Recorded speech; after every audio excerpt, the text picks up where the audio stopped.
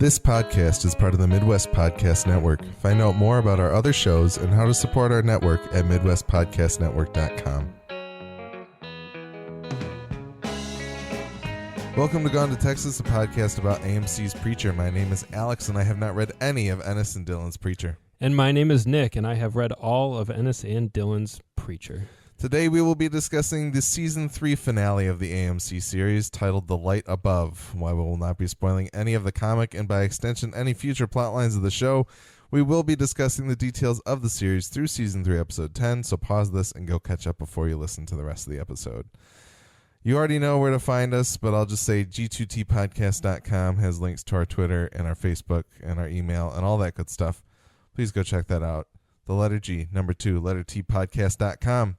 Mm-hmm. And if you enjoy this show or any other show on the Midwest Podcast Network, please consider heading over to patreon.com/MidwestPodnet. That's MidwestPodnet. And pledge as little as $1 a month to make our network even better. Special thanks to Jason K. and Gojo, who have pledged at the level of $10+ per month. 10+. Yes. Thank you, guys. Speaking of the Midwest Podcast Network, this is the finale of Season 3 of Preacher, and we will have some type of wrap-up show out in the next week or two. It's highly likely that we will. Maybe we'll wrap up Season 2 while we're at it. I was thinking about that. I was like, should we just put out like a Season 2 wrap-up like 2 years later? But, yeah, so we are planning on doing a Season 3 wrap-up. We'll figure out exactly when that might happen. Probably a little after Labor Day would be my guess. But after that, there are many other shows that we offer here on the Midwest Podcast Network. You may have heard about some of them. The Midwest Game Nerds podcast covers video games. We've recently been talking about a little indie game called Dead Cells that's kind of taken over our lives, but we are just on the brink of Spider-Man for the PlayStation 4 coming out.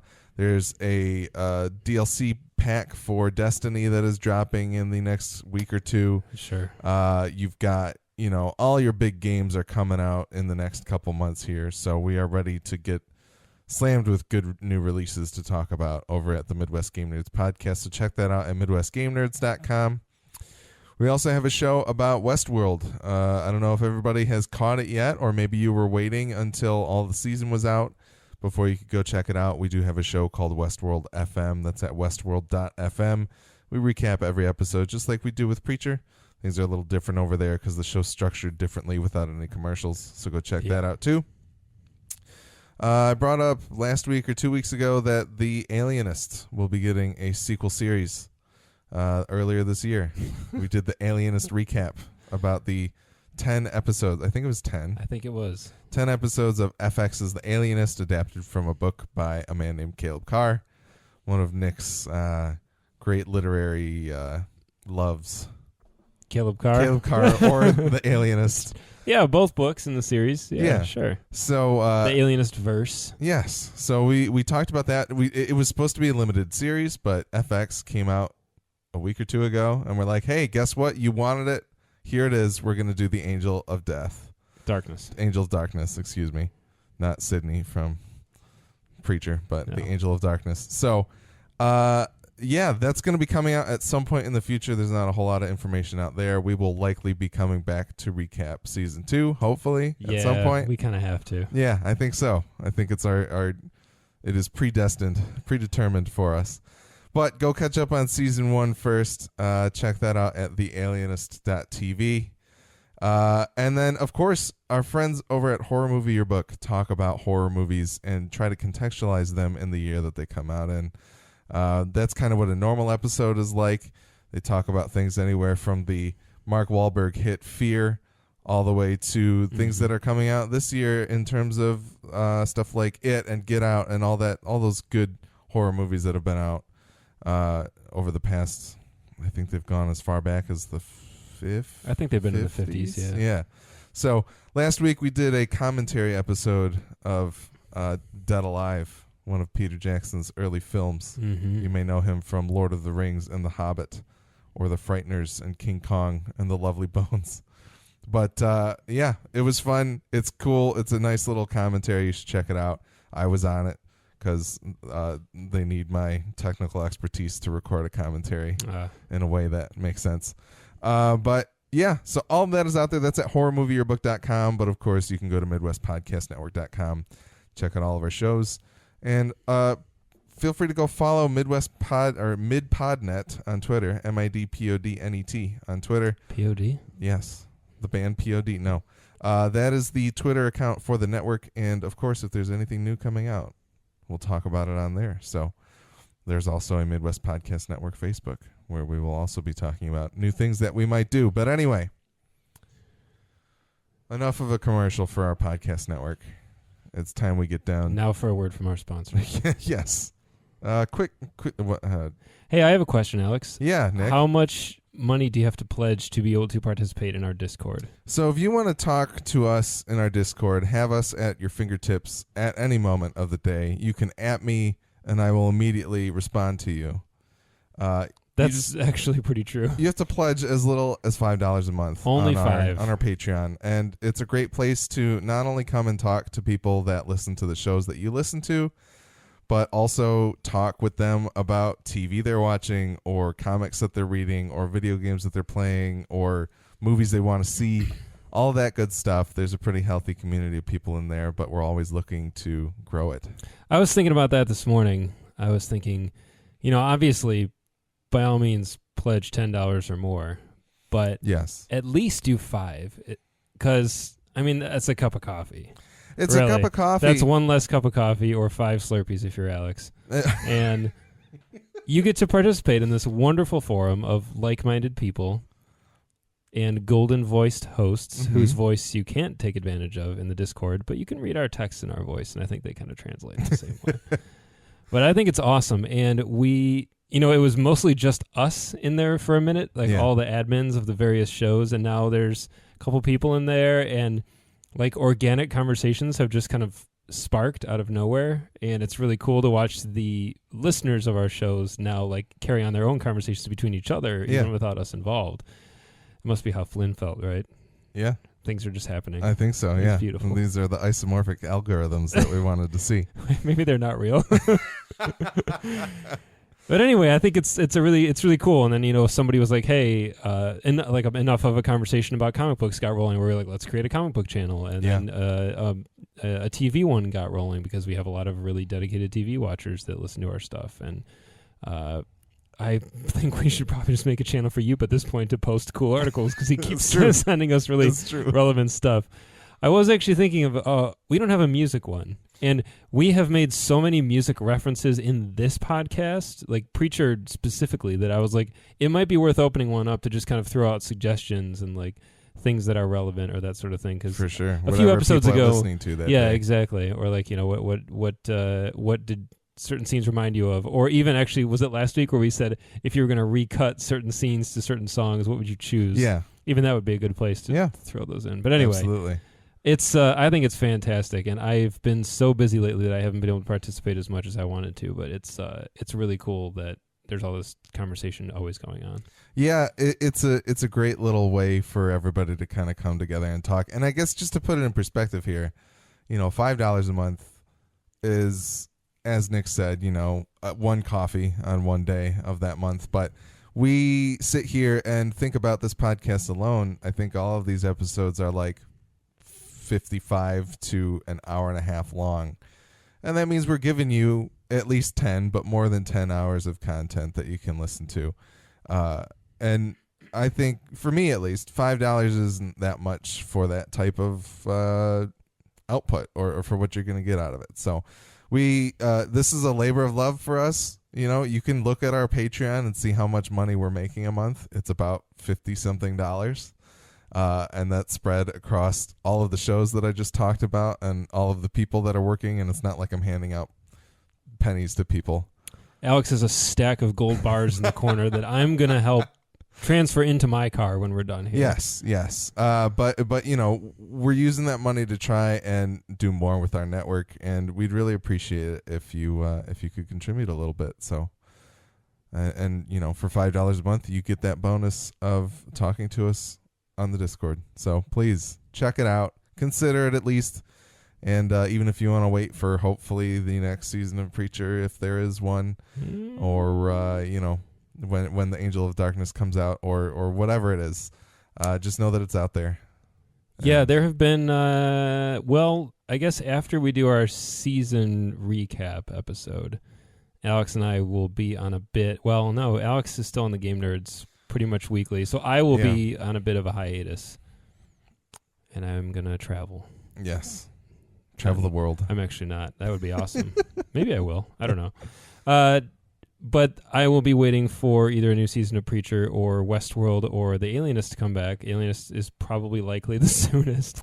Yeah, I'm not basing that on Westworld. I'm not basing that on anything real. Yeah. But we do usually about once a week. I have a new idea for a podcast, and I text Alex about it, and he's like, "That's a great idea." And then I go and buy the domain, and then we don't do anything with it, and it doesn't happen. But there's one that I think is pretty likely to happen imminently, and another that I think is.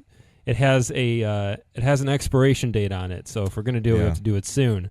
And he and I will keep talking about that, and maybe we'll be able to put that together. Yeah, there's irons in the fire. I'm actually just kind of looking forward to taking a little bit of time off, because I think since The Alienist, there have maybe been 3 or 4 weeks where we have not recorded one of these. Sure. And so... Yeah, there was a time where... Yeah, actually, you're right, because we went from The Alienist right into Westworld, right into this. There were maybe 2 weeks in between Westworld and The Alienist. Right. And then Westworld concluded the week that Preacher aired. Yes. We rolled right through into it. As of today, with this is the 5th podcast that I'm recording in the past 7 days. Because we recorded 2 Preachers last week. I did the horror movie yearbook. I did a Midwest Game Nerds, and now I'm doing this Preacher again. So I love doing it, and it's great, but I need a little bit of a break, and it'll be nice. But we will be back at it again very soon after. We'll be switching to videos. Then it won't be like you're recording a podcast. We'll do videos with no sound. We'll just have some piano. The title cards with some honky tonk piano tunes to accompany you through the mood, and we'll both be caked in like heavy makeup. Yes, to help our expressions come through. Yeah. But anyway. Oh, maybe we won't do that. That's been, I think you've had your Midwest Podcast Network commercial. It's time to get into some Preacher-related stuff. We did get some nice listener feedback from our listener, Letitia. She says, "Hi, guys. I just realized that Hitler chose David as his fake name, which is such a representative name for the Jewish. What an irony. Really enjoyed the last show. I'm sort of disappointed the way they killed the Allfather, and I also think he was more cartoonish than I expected. The character in the comics gives you the creeps, something that never happened in the show. But Tulip, she's way better." And she said she missed us the week that we were off. And she said, "No episode of Preacher is complete until your recap is out," which is very nice. That is nice. It's very nice words. Tweet that at AMC's Twitter, so they'll retweet one of ours once in a while. That'd be great. I think we agree about the Allfather. Yeah. Kind of a disappointing end. Fat bastard, too. But maybe it happened at the right time that it needed to. Just a little bit of a... After seeing how this episode, the finale, concludes, I don't think I agree with that bummed. sentiment. All right. Yes. We'll get there then. We will. And then, the fact that Hitler chose the name David, I think, is very... That is interesting, I hadn't even thought about that, but you're so right. I didn't either. Yeah, and it's kind of an interesting little observation. Like that is the most incognito that he thinks he could pull off, is David, which is So it's a very good thought. Thank you, Letitia, for tweeting at us. But So, shall we move on to our recap of the finale? Okay, I'm down. All right. After praying by his bedside with God there to see, young Jesse gathers the courage to ask Grandma to take the next night off and maybe for him to go away for a while. He wants to head to Texas to check on Tulip. Grandma berates him and flaunts her murdering of his parents in his face, saying he thinks too much like a Custer and he doesn't have what it takes to exact revenge on Grandma. Later that night, under Satan's purview, Jesse raises a baseball bat above Grandma as she sleeps, but he can't bring himself to kill her. He tells her he's leaving, and she tells him he'll be back. And as young Jesse walks down the Angelville Road, he crosses paths with old Jesse, who says, "You should have killed her." And young Jesse responds, "Yeah, well, now's your chance." Mm-hmm. So it's kind of cool to see that moment of Jesse leaving. They've done a lot with Jesse's backstory in this season, and I think this was kind of like, yeah. So I wanted to call it this kind of memento-ish moment of like catching the older, past timeline kind of catching up with where we were at the beginning of the season, essentially. Yeah. Not necessarily. Obviously, it's a lot further back than that, but it kind of fully informs Jesse's Angelville arc before we got there with him. Mm-hmm. For all we know. But it was cool, and it was also cool to see Mark Harlock again, but also God and Satan present there in his life. Yeah. In some form, although it was somewhat, on the nose with them just kind of sitting there next to him. But anyway, what did you think of the teaser? I thought it was really cool. I think I'm going to say this up front, and I'm going to repeat it several times throughout the episode. I really loved the direction in this episode. I thought it was really good, and it was directed by Sam Catlin, which was pretty cool. Nice. I think he's a pretty strong director. Yeah. A lot of really cool stuff happening in this episode. Visually, I thought it was cool to see God up there watching him while he's praying. Yeah. And then Satan was chilling at the dining room table while he's contemplating murder of his grandma. Yeah. It was interesting symbolically. I think I don't necessarily love the idea that they both had their eye on Jesse as like a youth, that he was like destined to intersect with them in a more meaningful way later. I mean, obviously, if these powers are sort of omnipotent, they would know. I didn't really see it as it being like a we will cross paths again. I saw it more of the omnipotent. They were all knowing. They were there. They know the choices that he made, and they weighed on him in those times. That's true. And we also are getting off of this duality of like the person wielding Genesis needs to hold the balance of good and evil in them. Grandma even has a line about how you still think like a Custer, that if you do just enough right and not too much wrong, that there's still hope for you. It's because you're afraid of hell. It's like these Custers are balancing on the precipice of irredeemable and redeemable, and to kind of see those forces present throughout somebody's life when, someone of belief would think of those people as there, or tempting them, or supporting them, or whatever. It was just a very interesting representation of that, and I liked it quite a bit. Yeah, that's a good point. I guess I got the vibe that they were involved, because Satan does say an episode or two ago that he's had his eye on Jesse for quite some time. Yeah. And obviously, Grandma is sort of in league with him on some level. I'm glad they didn't say anything like they knew that Jesse would be the one to like receive Genesis, because I would hate that. It's supposed to be random. Like it happens to be him. Yeah. But Genesis isn't even a thing. Well, he is a thing at this point, but he's not like, I guess I don't know for sure. I don't know the timeline of the show. Yeah. In the books, he might not be a thing. Genesis might not be a thing yet.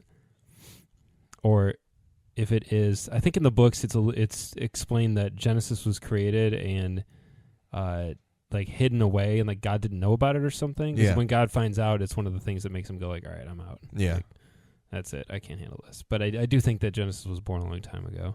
I don't remember now. I got to brush. I'm sure Bruce will let me know in the Discord. I got to brush. That's the thing. I skipped like the first few issues when I started rereading and went right to Angelville, because I was like, I want to get to this. And it's only skipping like 5 or 6 issues, but there's a lot that happens in those. Yeah. Yeah. No. I get what you're saying. I think it would be kind of cheap to make Jesse like the chosen one. Exactly. Even if he is. Yeah. He wasn't meant to be necessarily. Yeah. So I get it. I get where you're coming from. It's kind of like the here we go. Right the hell off topic. The original origin of Star-Lord in Marvel Comics. He like really, really wanted to be like an astronaut, and he's at like I think he works for NASA. There's a couple of them, and the like Star-Lord is like a title like held by someone in space. It's kind of like a space cop sort of. Yeah. And the guy who bestows the power comes down to Earth, and he comes to them and he's like, "Hey, I need a new Star-Lord."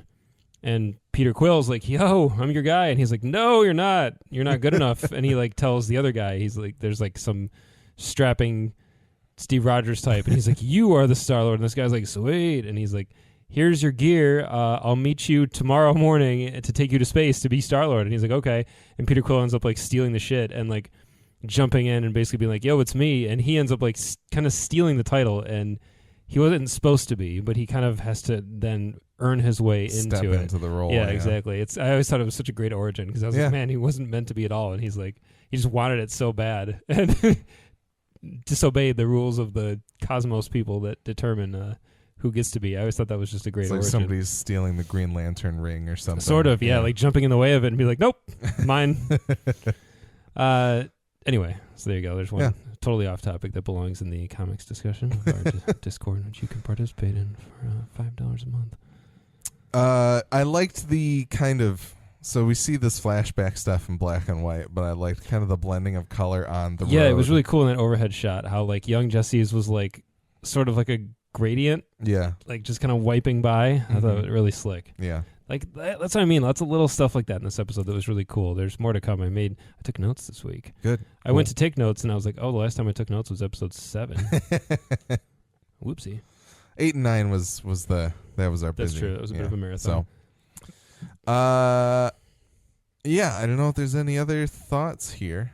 Oh, I laughed at the owl sound effect. That was one of my notes. When it's nighttime and you see the outside of Angelville and you hear the whoo, whoo, the same one you heard at like Icarius's house. Yeah. Stock owl. Beautiful. It returns. Beautiful. Anything else? No, I don't think so. It was just a cool opening. Yeah, absolutely. Them talking to each other was strange. I was like, I wonder what this means. I think it was just that kind of. By the end of the episode, it felt more of older Jesse reminiscing and thinking about remembering this experience and kind of drawing on Are it. time and space different right there Like, in Angelville? well, can maybe. they walk past each Possible. Time is a flat circle, so other? It's true. It's a little bit of that. What would past me say about what's happening right Sure. now? You know. Yep. All right. In Act 1, Jesse enters the house and easily dispatches TC. As he heads to face Grandma, Jody arrives home with the souls. Jesse elects not to use the word to kill him, but instead requests a fight in the tombs. Meanwhile, in Limbo, the Saint and Sydney dispatch most of the Nazis while Tulip fights a few and Eugene tussles with Hitler. Eventually, Hitler gets knocked out, Tulip takes out several Nazis, and the Saint and Sydney take care of most of the rest. Unfortunately, the tank is still operational and runs over the Saint, trapping him below with fuel dripping on him. He heats up his knife in preparation for something as Tulip and Sydney face the end of the tank's barrel. Just as it fires, time stops, and God presents himself to Tulip. TC experiencing Genesis was interesting. And just kind of him being in awe of what's happening to him and how it feels. Watching somebody new dealing with Genesis is always interesting. It is, yeah. Especially a guy like TC who has seen some shit. He has seen otherworldly things before. Yeah. So watching him be so affected by it was pretty cool. Yeah. I really loved how silhouette-y all that was. I loved the split screen, too, of TC just in the kitchen and Yes. Jesse here. I thought that was really cool. I really loved the shot of Jody looking at Jesse silhouetted down the hallway in front of the door. It was very comic booky. Yeah, it was. Yeah, that was fantastic. Some beautiful blocking going on, but yeah, and then the idea that Jesse uses the word to have TC, he's like, shoot yourself, and he shoots himself in the foot Just instantly. Once again, that very literal, like, didn't have to be in the head. He didn't have to kill himself. He just had to shoot himself somehow, and that's how it happened. But it does feel to me like they are depicting the word in a very different sense. It feels like they're doing more of a visual thing now than they did before. Which With, like, looks warping really the cool. background Yeah, behind like Jesse. separating Jesse from the background. I think I like it a lot. And that is really cool to me, but I was thinking more along the lines of like having the gun just fly out of Jody's hands rather than like having Jody or TC, throwing the gun to him like involuntarily. That's true.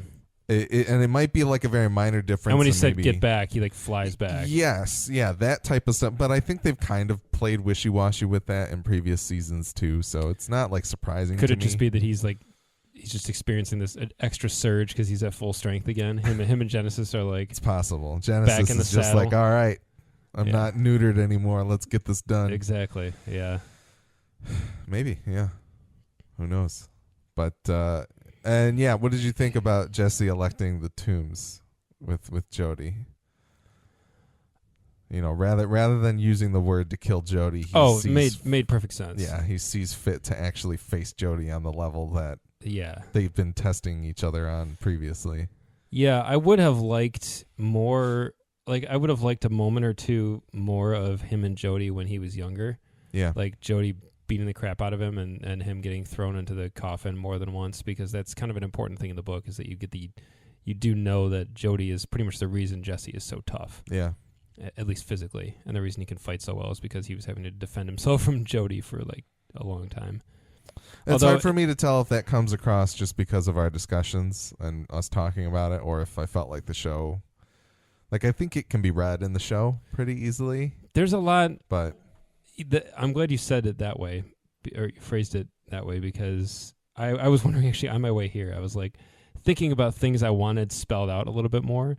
And they're mostly things I know, but I feel like I'm asking that for the sake of viewers. But I don't know if the viewers actually need some things spelled out more, if you kind of get it. Like, all right.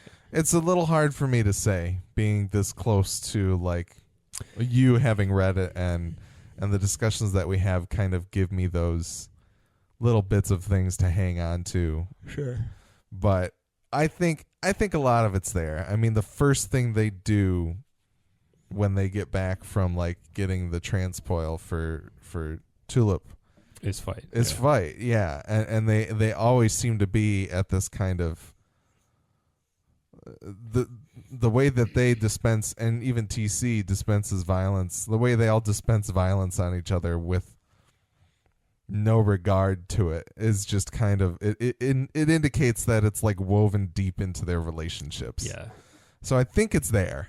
Okay. But if somebody wants to write in and let us know, although you've been listening to us as well, let us know if you see that Jody is the reason that Jesse is. Well, tough. I feel like Jody in the show is not presented as like evil as he is in the books. Like in the books, you're like, this dude is evil, and in the show, he's like a little softer than that. Like you see him do nice things, and you see him act in the interest of like other people, even if ultimately it's for like grandma. He still is like willing to deal with it, and he is given like comedic beats, and he is given moments where he is kind of sympathetic towards like Tulip and that kind of stuff. Like he is more human in the show than he is in the books.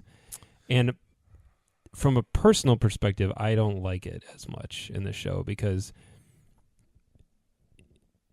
in this episode, all of a sudden you realize like, oh, he's just evil again. You know what I mean? Like he, even when he's appears at the end of the hall in the suit, and that you're reminded that, oh, just an episode ago he was putting on a silly sexual harassment seminar and like sending funny emojis, and you're like giggling at Jody, and I'm like, you're supposed to be very afraid of him every time he's on screen. And in this episode again, he's creepy again, and he's a menace, and you realize he's a threat that needs to put down. But for a second, like watching the show, I'm like, you feel almost a little bad. You're like, oh man, this is gonna be it for Jody, and you should be like, please, like make sure he's dead.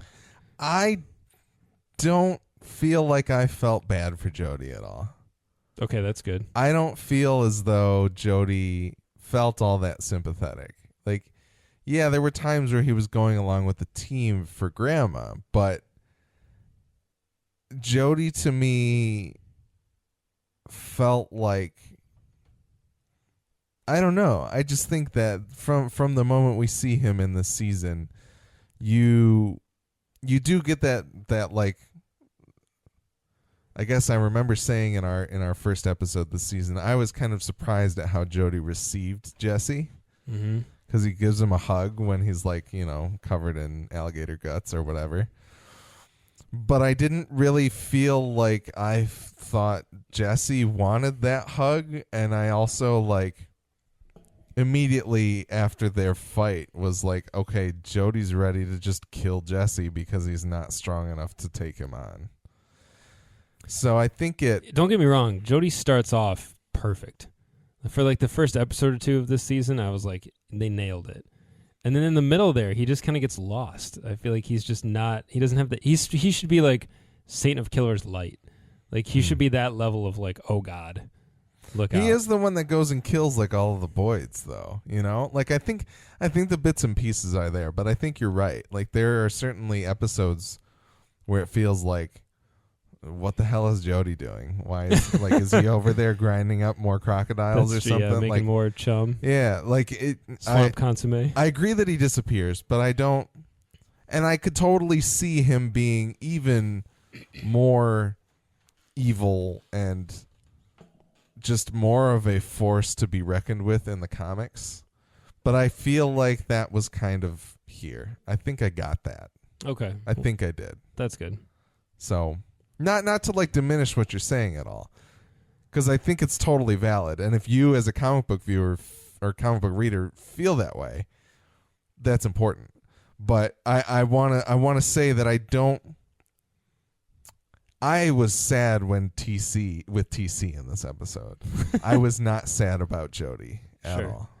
Yeah, and I don't mind that they did that with TC because TC is disgusting in the book, but he's not as, I mean, he's evil as well, but he's not as evil as Jody. Yeah. I mean, Jody, to me, just kind of lost his edge in the show, and I was so excited because I remember when I saw what Jeremy Childs looked like, I was like, oh, my God. And then the first few episodes, those first few encounters, I was like, this is perfect. Like, I'm sure if you go back and listen to our first few episodes of this season, or if I even went back, I'd be like, yeah, right, you're right on, Nick. And I would pass myself in listening and be like, you should have seen what Jody was going to be like. Now's your chance. Because, you know, he kind of fell in with the Allfather, and part of this is just, again, by nature of having read the books, I have certain expectations in place that maybe I shouldn't. But it is what it is, I guess. And he got a little neutered for me in the middle there because, you know, he's just different, I guess. I think they juggled a lot this season. I think they mostly did well by pretty much everything except the Allfather and Jody. I liked where he wound up. That's the difference between him and the Allfather is I liked ultimately how it went down. Yeah. But in the comic, when Jody goes, you're just like, you want to fist pump. You feel like you just want to run out of your house or wherever you are and just like high five people. And in the show, it's like it happens and you're like, hell yeah. But it's just not the moment. It doesn't have the same weight to me in the show because like this is the dude that like, he's one of the like handful of people that have ruined Jesse's life. You know, he murdered his dad in front of him. And in the show, they kind of tried to like walk it back by showing you that scene again, except this time like panning the camera further up to see Jody while he was doing it. But I feel like that kind of bit got a little bit lost in the middle of the season. Like it kind of just fades. You forget that this is like Jesse's nemesis, essentially. Yeah. There is no one living on Earth that he hates more than this man, besides Grandma. And that, to me, got a little muddled because I feel like the comic is also very overt. Like, he's literally screaming profanities at him every time he sees him in the book and telling him how he's going to kill him. Yeah. And he's going to kill him with his own bare hands. And in the show, they don't do that. They do that at, like, the beginning of the season, and then they just work together for the middle. And I guess that's where the show Preacher differs from the book, is, like, in the book, both Jesse and Jody are characters that just, like, they will take no shit. And they have their stance, and that's it, and they won't budge from it. So even if Grandma had been like, hey, you got to go to Osaka and help them, Jody would be like, nah, I'm not doing that. I'm going to try to kill Jesse right now instead. And that would be what would happen. Like, they have their stance, and they don't back down. So yeah, it's just different, and that's okay that it's different. I just think that change didn't really work for me as much. But, like, with TC, that's a great example that you brought up because he is very, very different. And it works. Like, I really enjoyed what they did with TC. It just feels like they kind of they let more of the trauma that Jesse experiences rest with Grandma more wholly than placing some of it on Jody for shooting John. Yeah, which is weird because I don't know why they necessarily made that choice in the end, because I feel like Grandma's evil enough and you know enough of a powerful force that she's fine on her own without also holding that. I mean, obviously she would have been responsible for it. She's the one that told Jody to go do it. Yeah, and they don't. I just remembered the TC. I think it's TC. Yeah, it is TC that kills Jesse's like childhood best friend, and that's pretty dark too. Yeah. In the book when all that happens, and that's obviously just gone. Yeah. That whole character and that whole relationship. There's like a little family that lives like in the swamp, and they're like, it's played for laughs, but they're like inbred. Like the parents are like cousins or brother and sister or something. Okay. Yeah. And so the little boy who's Jesse's friend, I forgot his name, but he has like one eye or something. Like it's really over the top and probably not sensitive. I mean, like it's the kind of topic where like I don't know what the degree of sensitivity people want to feel is, but it's so cartoonish that when you're reading it, you kind of feel like you've slipped into another universe because it's so over the top. But he's like his little buddy. He's like his only friend, and he TC kills him, and I think it's TC. TC definitely finds him and like wants to. I think it's TC that actually does kill him though. It might be Jody though. Jody's kind of the neck snapper around. So yeah. Anyway, well, we'll come back to that a little bit, but. Limbo with the Nazis. I gotta say, no. Well, okay. I went and saw a movie this weekend called Black Klansman, which is by Spike Lee, the latest Spike Lee movie. And that movie's really, really fantastic and also contains maybe one of the biggest gut punches of any movie that I've seen recently. It's incredible. And it fully makes me feel like this show is just irresponsibly tossing Nazis around for no good reason. And I think even with this episode, it's fun that they all die, but I'm kind of like, why? Yeah, it's a weird day and age to, like, I understand wanting to use them, but you're not using them properly. Yeah. Says the guy recording the podcast in Michigan. But I think we can, at least I know you can agree. I guess we don't want to say properly, but I don't think they're using them in an effective fashion for us. There's one way in which they do in this episode, in this scene, I think, that I loved and I thought was great. Which one is what? When the Saint and Sydney are walking out and all the Nazis are lining up, and there's the one wearing the MAGA hat. Yes. I lost it and I started laughing so hard. And I was like, see, if you're gonna do it, you just gotta do it. Yeah. Like that, I was like, okay, that's funny and also sad for many reasons. But the it really made me laugh for several reasons. I was thinking that they were probably like filming the episode and someone's like, wait, someone run to Walmart, buy one of those. We're going to like literally, they probably sent a PA on a run and they're like, here's like $20 petty cash. Go get a MAGA hat and bring it here because we need it for this shot. And they were like waiting to shoot it, like holding. And then this PA came running back and like threw the receipt at production and then threw the hat and they just stuck it on that guy's head and said, roll. Like in my mind, that's how it happened. No, and I can totally see that. And you know what? Not to get into politics, but I think they're right to do it. But anyway, the thing that I want to say is like, for some reason, the idea that Hitler's in the show, I think, is one thing, but the depiction of like actual Nazis in Nazi uniform and just wearing armbands and having swastikas everywhere, I guess after seeing that movie this weekend was just kind of like, it's enough to make me kind of be like, fuck, man, this is not worth the joke. It's not worth the joke. They are doing no good here. It's not even real good catharsis or anything like that. I guess, and maybe part of it was the fact that like the shooting, like the Saint shooting the machine gun was awesome, or the assault rifle was awesome. But the fact that they like smoke screen all of the Nazis and everything, and it looks really cheap, and you just see like there are a lot shadows of very, drop out, very bad effects in this episode. Yeah. So the only, this is weird that I'm defending this joke at this point, but I see a parallel now that I didn't see before, and it's actually thanks to Sydney, because when he walks up, when Ricky or whatever his name is, Rick, introduces himself and states his rank, and she's like, why are you wearing a Luftwaffe pin or whatever? Yeah. And then he looks and realizes, like, it became clear to me in a way that it hadn't before. I was like, I understand that they're not using, like, actual Nazis, excuse me, as the joke. They're using what they think. They're making fun of today's people who call themselves neo-Nazis. Yes. Yeah.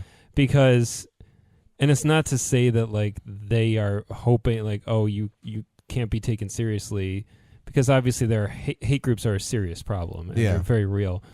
But I think they're drawing a parallel between them and Icarius's group of vampire posers, where they're a bunch of losers with secondhand bullshit, putting on airs, trying to be taken seriously to be something that they aren't.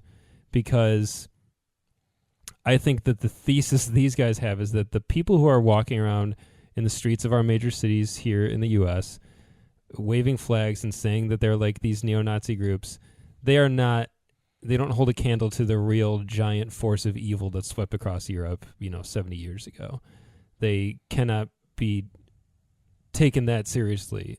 At least that's the vibe I'm getting from the show, is that's what they're trying to say, is like, there was real evil on this earth, like that was an incredible force of evil, and it has been not extinguished, but certainly smothered, and we as the world will have moved on from it and grown and learned and will not make that mistake again. And you are just scattered little bugs sweeping up crumbs of something that we destroyed a long time ago and it won't stand for.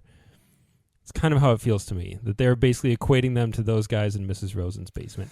However, that group ends up doing something pretty cool. So I don't want to necessarily say that the comparison is there. But the fact that they're all wearing, like, the shit that you would buy at, like, Joe's Army Navy, and they have one tank and, like, a bunch of nerds, and, like, you know what I mean? Like, I think that they're trying to laugh at the idea that if Hitler did come back, this is what he would muster, is a bunch of dweebs.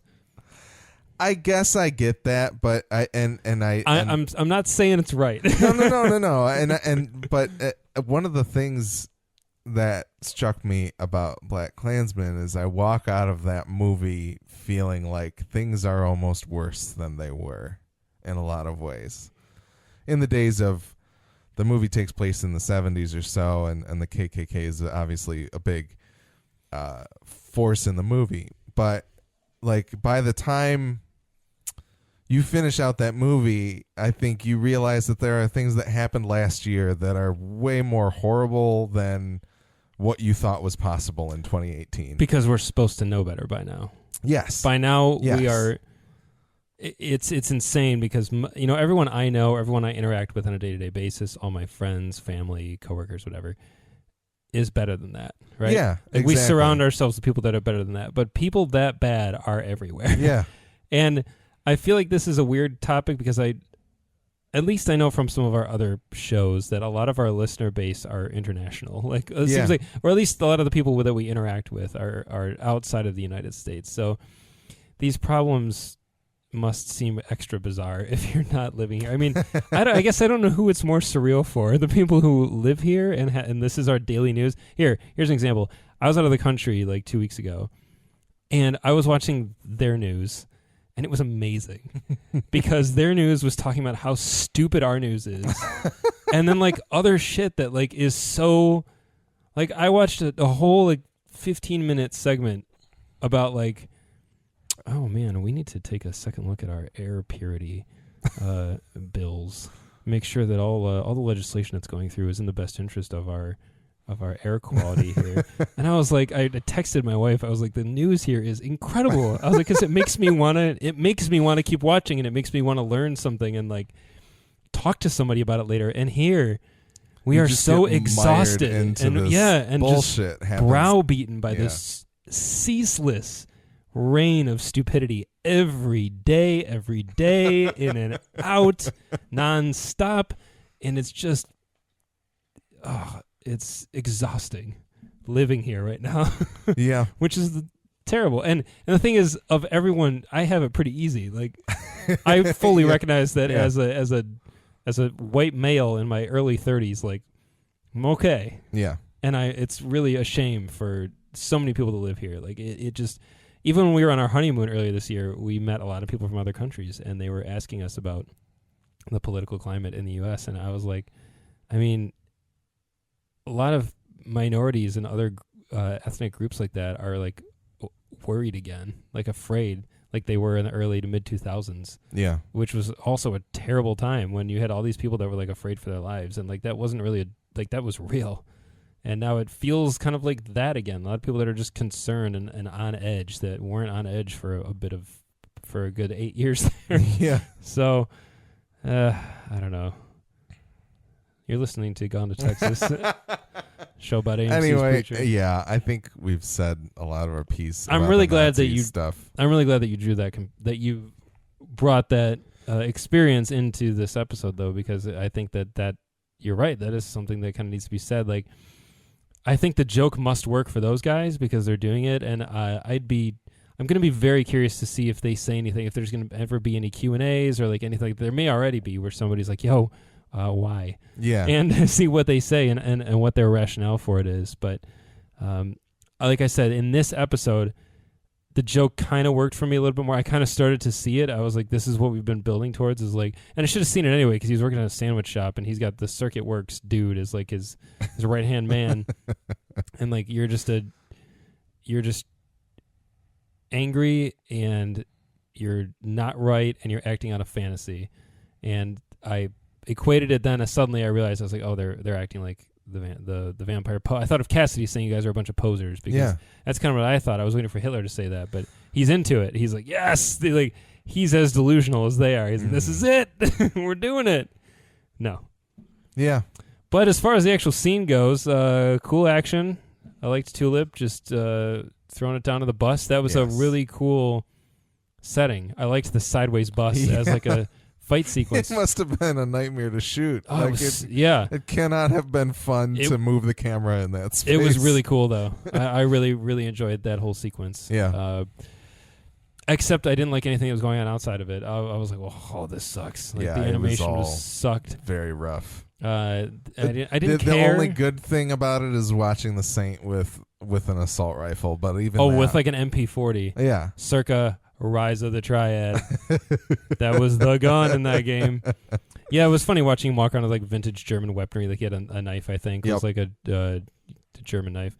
I shouldn't even say German. That's not right for the German folk. But yeah, I didn't give a shit about anything that was happening outside the bus. I was like, there's no stakes here. I don't care. Except when the tank ran over the Saint and cut him in half, I was like, nope, no. Don't like it. Doesn't happen. Hey, what about him blowing on the knife to get it hot? That was kind of cool. I don't know. Doesn't make. I was like, why is this happening? He's like, oh, I didn't know I had this power. Cool. Why don't you just keep blowing on the tank then and just like, blow a hole through the bottom and climb up in it? Yeah, I mean, that was all dumb. Like, all right, I'm just gonna say it. I thought it was dumb. Didn't like it because all right, I'm gonna spoil it. I don't want to. It's one of my favorite parts in the comic. It's a minor thing, but a tank tries to run over the Saint in the comic. Yeah, like they just like rip in half. They come bearing down, and what's even better? You want to know what happens? Yeah, he kicks through it and like flips it over because he's invincible. You can't do it. He gets hit by a car. They try to actually, I think in issue 2, maybe 1. They've already encountered the Saint. They see him in the middle of the road, and Cassidy's driving. And he's like, "Oh, I'm gonna just cream him," and he slams into him, and the whole engine block, the whole truck just compresses. The Saint literally does not move. Cassidy goes flying through the windshield and is like turned into paste. And he obviously gathers himself, regenerates himself, because he's a vampire. But the Saint, he can't be moved like by heaven, a force on heaven or hell or earth, which is evidenced in the end of this episode. But yeah, I was like, as soon as that happened, I was like, this is dumb. Like, we don't. It's like they forgot who the Saint was this season. Yeah, and you don't need that. Like, he doesn't need to be run over, because it felt like they were struggling to make certain action beats and effects work, and I'm assuming it's a money thing. Cut out that whole sequence, man. You don't need that, because it just doesn't do anybody any favors. Just have him flip the tank over. Just have him push the tank over. That'd be way cooler. I don't know. And I would also be like, oh shit, there he goes. Well, and he did. He eventually puts the bus back. Yeah, he puts the bus back on. So it's like, I don't know. It was I just think kind of they dopey. just- yeah. Sydney kind of walking around with her whip too. I was like, this is dopey. I don't care. Also, why is she so catty towards him about his daughter? Like, what does Yeah. she care? She's the angel. This is the angel of death. She's been doing this for millennia, and all of a sudden she's gonna. She just wants to fuck around with this. Yeah, she's just trolling the saint of killers. Like, this doesn't seem wise. I don't Yeah. know. The same lady who got fooled by Tulip being like, "Oh, here's my Japanese male name tag." You're fooled, but Yeah. she picks out a Luftwaffe badge with no problem. Yeah. Yeah. I don't know. Yeah, some of the sequence didn't work for me, but some of it really did. All the Tulip stuff, Yeah. awesome. Agreed. I loved the Hiding the gun. yeah, I'm just making motions with my arms here that aren't helping anybody who's listening, but it looks good. Yeah, the reveal that she's got the gun behind the seat. Yeah, because she goes to reach for the Luger and it doesn't really look like she could have gotten it. But then, Yeah, that was pretty cool. yeah, Reminded Yeah. me of the Indiana Jones Last Crusade, where he shoots through 3 Nazis hmm and then looks at his gun like, oh, wow. Didn't know I could do that. should consider these more often. The only other thing is, of course, Mark Harlick returns in the man dog suit. Thank you. Yeah, that was the other visual reveal I absolutely loved. I loved the pan around the tank round and then reveal the chick on the bike first. I was Yep. like, oh, God. I was that like, oh, God's here. Yeah, and the music kind of crept in that moment. And I was like, they know exactly what they're doing. With how many characters, to me, they're either like slightly mishandling or totally missing the mark on. They got God on lock, so that's good. That is good. Yeah, that was a really great reveal, and he's really funny in this Yeah. scene. How far did this scene go? This just God appeared. And Okay, and that was it. So Okay. we'll go into Act 2. The Children of Blood stand solemn in Mrs. Rosen's kitchen as Icarius heads downstairs to convince Cassidy to play along with his horrific pattern. Icarius tries to appeal to Cassidy, saying he has so much ahead of him to live for, but Cassidy seems unable to care. Icarius shows Cassidy a unicorn pipe that he had specially made for Cass, and he tells Cassidy it's this or burn. God pulls Tulip aside and claims to be a merciful God, saying that he'll bless the name O'Hare if Tulip helps get Jesse off of his trail. Tulip declines to go along with that plan, and God tries to goad her along one more time by claiming that Cassidy is in grave danger. Tulip doesn't want to believe him, but she ultimately leaves to head to Cassidy. God resumes time, and the tank shell misses Sydney and Eugene. The tank explodes when the Saint stabs it with his heated knife. And he walks up to Sydney, plucks out her eyes. He collects Eugene and gets the bus upright to return to hell and finish his mission. Yeah. The Icarius stuff, did you see it coming? Did you figure? Because I was kind of like, okay, I think they know. Even in the kitchen. Yeah, I don't know. I figured Mrs. Rosen had alerted them. Yeah. And that something was going to happen. Yeah. I didn't anticipate it going as far as it did, Yeah. but I figured something was up. Yeah. I liked the bit about the pipe. I know how a pipe works. The moron. Yeah. You sprinkle your drugs in the end. Bruce had a good line of saying that Cassidy showed some John Constantine level planning and manipulation in getting out of that situation. And he said a bit of a crossover of different Ennis titles with a smiley face.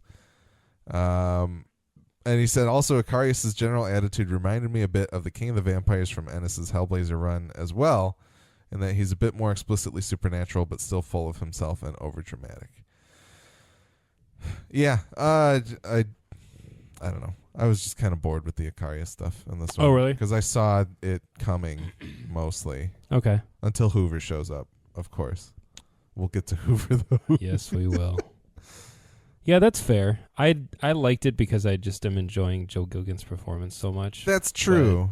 I could see what you're saying. It also felt a little out of place because he pretty much laid it all on the line in the last episode. And then he's Yes. like, Are you sure? yeah, exactly. Cassidy, are you sure? Yeah, it was weird. It was like breaking up with somebody repeatedly or something, and then they're, have you reconsidered? No. You will lose any unsaved data. Yeah, basically, yeah. There you go. Yeah. Yeah, it was good. Yeah. So I think. Ooh, it does make me question though, because Cassidy did say like, yeah, I'd rather go back to I liked his line. He's like, "You're going to go back to your lonely life," and he's like, "Yeah, Yep. probably." I just got done last week talking about how Cassidy. I have to make peace with the fact that Cassidy in the show is a better person than Cassidy in the books. Yeah. Yes. And now I'm not. I'm kind of walking it back a little bit because Cass knew he had a way out of this one. So I'm not sure he really meant some of that. Especially kind of by the end when the vampire's like, what do we all do now? And Cass like sits on the throne and he's like, whatever we want. And he's like, there's a little twinkle in his eye there where I think he's kind of like, I got a bunch of flunkies here now that are all vampires like me and we can do whatever we want. And I felt like he was a little bored with it though. Like I think he tells Hoover, he's like, oh, they're all bored with it already. And then like you see how much they are like, what is our purpose now without Icarius? What does she say now that we're all night raids? Yeah. Yeah. And Mrs. Rosen with vampire fangs. It's very good. Almost as funny as Danny Houston in 30 Days of Night, which if you guys haven't seen 30 Days of Night, it's a pretty cool movie. But there's something about Danny Houston as the lead vampire. There's repeated shots throughout the movie of him like looking down and then he looks up like, and he's got these like goofy teeth and just like, I don't know.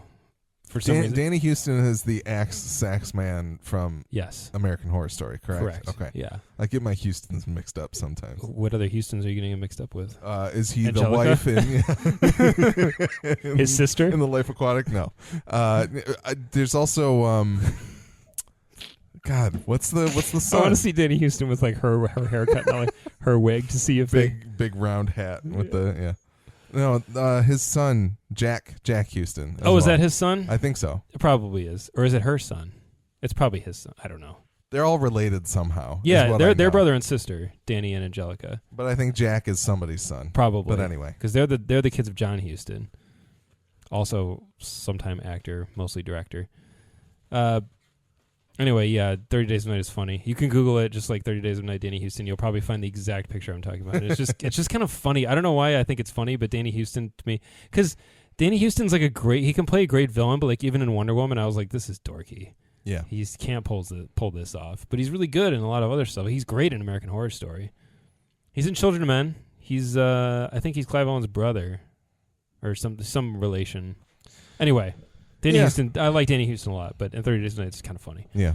Icarius. Oh, what I was saying about Cassidy. Yeah, I'm kind of thinking now maybe that there's a little bit of ne'er-do-well still in there because he just had to let it play out. Well, and I think the end result of everything didn't necessarily, like I think he cares in the end that they all died, but I don't know that like he had that much of a plan for them in the intermediary. Yeah, it all just kind of worked out. Because I began thinking, too, like, he didn't seem that into having a bunch of vampires out there. Yeah. And now there's like 30 more. Well. And they're all sitting in the basement. Not anymore. I mean, by that point in his plan, it was like, well, I got out of that one. And that is pretty classic Cassidy to just find a temporary solution, but not think about the long term. Yeah. Yeah. I just think if the possibility exists that there's more Cass from the books in there than I realized, because he's like master level manipulator in the comics, and if I as the viewer am being manipulated as well, I'm pretty into that. Yeah, that's pretty cool. So that's it. Yeah. So I think one of my favorite lines from this episode is, "For Christ's sakes, you killed a man with a corn cob." Absolutely. I laughed so hard. I took that. I was like, did God just say "for Christ's sake"? And I write it down. The delivery of it was so good too. It's just so fantastic. Everything about God is so awesome, and I am so glad that they got like the fact that he's got his hair in a ponytail and then he's got those earrings is so awesome. Yeah. And he's still wearing the dog suit. Like he has not appeared in any conventional clothing. Well, you know what, the God that we see in the past with Jesse looks very Old Testament God, and he looks so good. Mm-hmm. Like he is the spitting image of Old Testament God. No, yeah, you're But then right. putting him in the ridiculous man dog suit is just even better, and it's so perfect. But yeah, I have like 5 notes in a row that are all about God. Let's hear them. When Tulip was saying, "What about Eugene? Which one's he? was God's line, and it was just so funny. I was like, he doesn't even know. He doesn't care. It's not on his radar. See, and that's more in line with the way I shouldn't just say just God, but like God, the devil, angels, demons, whatever. They're all kind of like that, where they're not necessarily as like omniscient, omnipotent, whatever, as you would hope them to be. Like they're kind of. It seems like they have the power, but they're way more ambivalent about it all. And they're just kind of people doing their jobs. Like, which is I love that interpretation. I think it's so good. So that's why when God and Satan both were chilling in Angelville there, I kind of was like, well, I don't know if I like them being this tuned into the situation, because but maybe back then, 20 years probably isn't that big of a difference to those guys, but maybe then they were a little more like taking their positions more seriously, because we do know that everything has gone off the rocker at this point. Satan is playing by his own rule book at this point. And God just doesn't bounced. care. Yeah, exactly. So he's way more like, what? Which one's that? It's still he mentions to Tulip that Genesis needs to stay away from his great design. Yep. Well, Jesse, that's the line I was waiting for. I've said it a few times already this season, and I actually did the silent Ron Swanson fist pump when he said, I'll do this for you, but you have to tell Jesse to stop looking for me. I was like, yes. Thank you. We're getting back on track now to what the story's kind of about, and I was really excited to hear that. I was really sad that we didn't hear Jesse and Tulip talk about it. I wanted that. I did too. I wanted her to, because I can imagine that Jesse will just be like, well, fuck that guy. Mm-hmm. We're headed straight for him now. There's a lot that I wanted from those two. I wanted them to be with each other too when he burns Angelville down, and that's how it happens in the books. It's the baddest. You said that was where they kiss out front, right? It's the baddest shit in the book. It's so sweet. Bad, I mean good. It's awesome. It's like this full page spread of Angelville just completely engulfed in flames, and they're just tongues down each other's throats making out, and it's the last image of that particular arc, and that issue is called Till the End of the World, and usually in comics it's on the second or third page sometimes, where they'll throw the title of the issue in there, because back then, man, they used every issue used to have a cool title. Yeah. And I really love that reading series. They don't really do that as much anymore. Sometimes they still do, but in that issue they didn't have it up front, and it's at the very end across that whole image of Angelville just burning, and it's so fantastic because you really feel oh man, a major victory for good today. Some real evil got smited up in here, and it's awesome. And the fact that we didn't really get that as much in the show, I was like, you see him in the house and he pours the gas and the fire or whatever, but it's not this explosive moment of hell yeah, good guys, see you later, bad guys, true love, romance. Today. It's like The Princess Bride. It's all right there, and it's awesome. And we didn't really get it. It was kind of a bummer. Yeah, I can agree with that. It would have been, especially been nice. Because Dominic Cooper and Ruth Negga are so electric together. Even at the end, when she rolls up in the car, and there's the looks they give each other. I'm like, those two kids, they just gotta work it out, man. They gotta figure this shit out. Now that I know the horrible truth, when she pulls up and she's looking over her sunglasses, she's like, "Are you okay?" And this kind of thing. I was like, "Oh man, is she reading the script, or is this about more than just the show?" I choose to believe she wanted to know if he was okay. Maybe. It's been a long season. Okay? Yeah. It's been a rough road for those two. One can only hope. Maybe for season 4. We'll see. Yeah. I had more God notes. Yeah. Let's hear the God notes. I was just really excited that he, for Christ's sake, he killed a man. It was really awesome. I just love how sassy he is. Yes. He should be, because he is in the book. He's kind of a dickhead in the book. He's a little sassy, too. Well, Tulip calls him a dick, and then she walks away, and he's like, "You're welcome." Yeah, exactly. Well, and even the way he kind of tells her, I was going to help you. I was going to show you that I'm a kind and merciful God, but if you're going to be a bit of a bitch, I'm not going to do it. And she's she calls bullshit, and he's like, well, all right, then we'll just enjoy the view. And he's just he does not as like straight up like, I mean, you're making that choice, but if you're saying no, that's cool with me. He's just kind of like, well, we'll sit here and enjoy the view then. Just kind of looks out on his creation, and it's just so sassy. And I love that the girl, his chick walks up, and he's like, "Yeah, I see you. I'll be there. Give me a second." It was the best. I was like, "Who's this?" I just have to get time going again. Yeah, hold on. I got to resume the world. I just loved his like, "Yeah, I see you. Give me a second." Like, I'm sorry. Did she get impatient waiting on God? Oh, it was so awesome. And it's a different girl than the last time. Yeah, we saw yeah. him too. Yeah, Yeah, so it was hilarious. God's getting around. I was just thinking before this episode even aired that I was just reminiscing about the shot when she was driving and he just alongside her on the bike and how awesome and creepy that was. And I was just like, man, I'm so glad they got that stuff in this season. We finally got there. Like, that element from the book is different, but I like it a lot. I really love how they adapted it. I just need a season 4 where Mark Harlick's in the main titles and he's a main cast member. I'm so tempted to agree with you, but I like him just kind of sprinkled throughout. That's true. It's kind of the way he needs to be. That's fair. Yeah, and I'm sure that's more in line with the comics. Yeah, but. he just kind of needs to pop because he's not in it that much. But he does come around at certain key moments. Well, neither were Ian Coletti and that's true. And that's true. But they're Noah not. Taylor, but they're not God. Yeah, that's true. Although one of them is Hitler. So. It's funny too in the book because he does kind of keep reappearing, and it's kind of always in the exact same context. He keeps telling somebody to tell Jesse to stop bothering him, and it starts to get really funny when God's like, I'm gonna help you, but you got to tell Jesse to quit it out, man. It starts to get like this really good running gag. It'll be funny to see if they choose to do that as well. I really don't know what they're gonna do with him. That's the thing, because he is really good. Yeah, clearly they're like really nailing that stuff. So, and those effects always look really good. Like, even the one where, like, the weird light was, like, emanating from the dog, I was like, this works really well.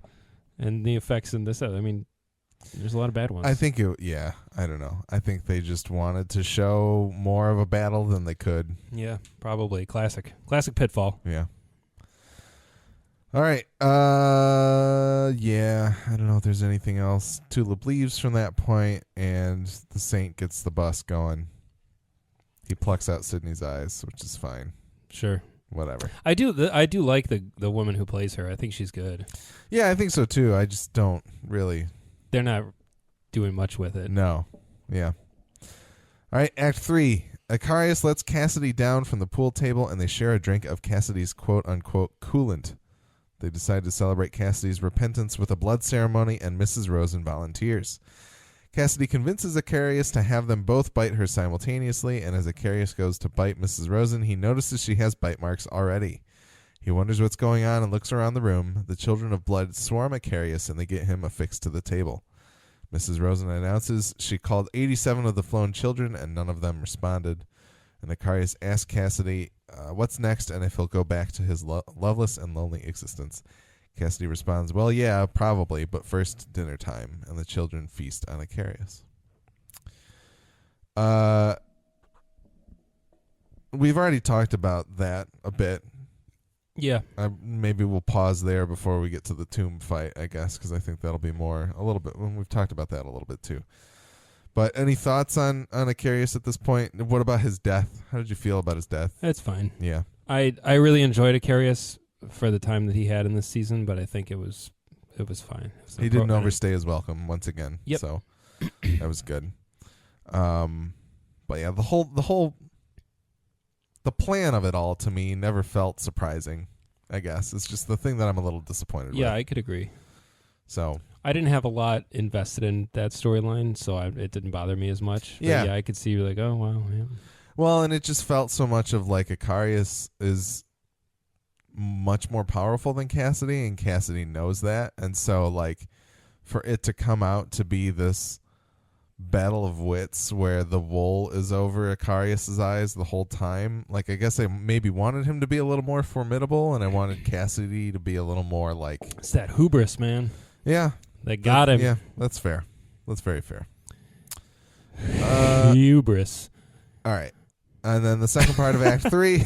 All right. Before TC can introduce the tomb fight, Jesse and Jody begin wailing on each other. They both get quite a few licks in until Jesse hits Jody in the face with a nailed 2x4.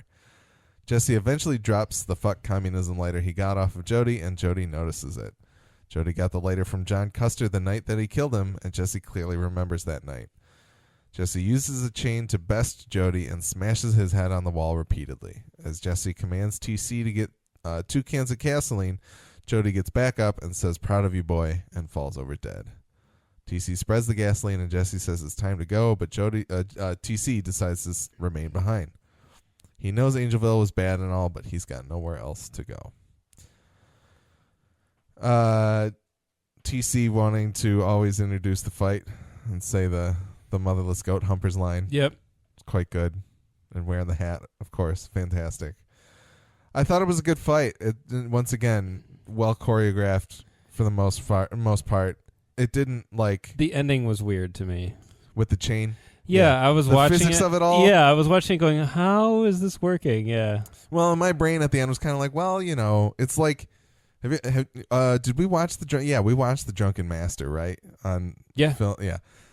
The like momentum-y shit that you can do with like a rope that he does in that movie, I imagine is only intensified by the mass of like a wrought iron chain. Okay. So the idea that he would be able to like whip Jody into the wall with the chain's momentum maybe works, but it feels really weird. I think it works against a mere mortal. Against Jody, I was kind of like, I don't know about this. Also, the part where the chain's around his neck and Jody's doing this, I was like, that looks terrible. He's like trying to pull Jesse closer. Mm-hmm. I was like, this is nope. Try again. Yeah. Yeah. But all in all, I think I'm being really harsh on this episode. I mean, I am, but it is what it is. For the most part, yeah, I loved all the fisticuffs stuff. Yeah. Like watching those two hand-to-hand fight is really fun. Dominic Cooper's so like little and wiry, and Jody's just such a big shambling mass of a dude that it's fun to watch the two of them go head to head, and TC just kind of take a seat and say, well, okay, we'll see what happens. Yeah, TC, man,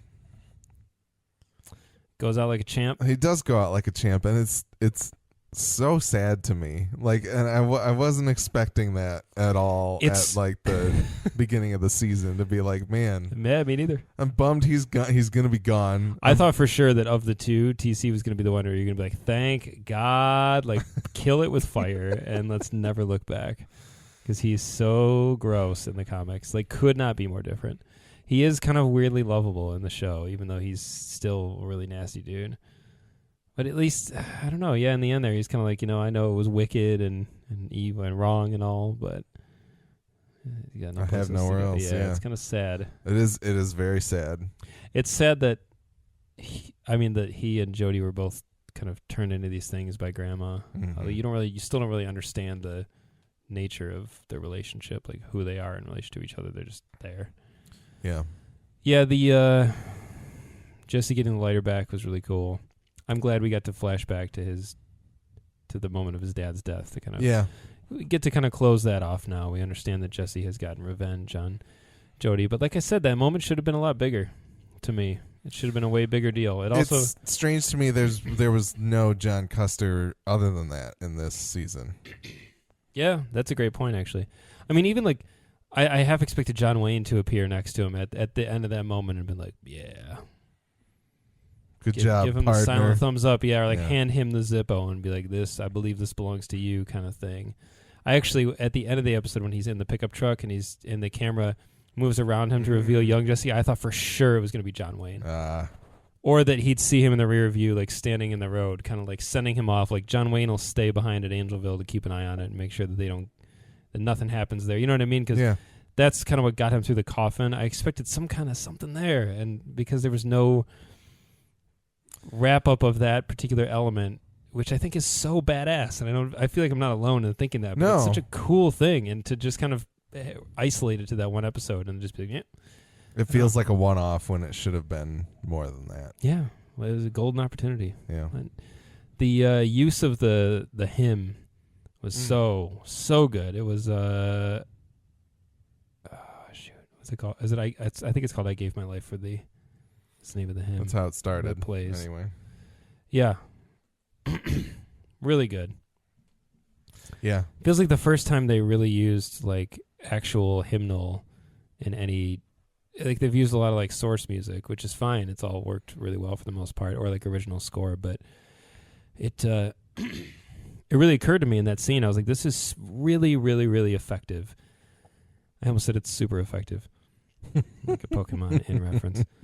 I thought it was really a really effective way to get that, to get the mood across, and it conveyed both like a sense of like triumph, but at the same time some reverence and some kind of sadness. And hymns are that way. They're so complex in terms of what they can do. Yeah. And I grew up a relatively regular churchgoer.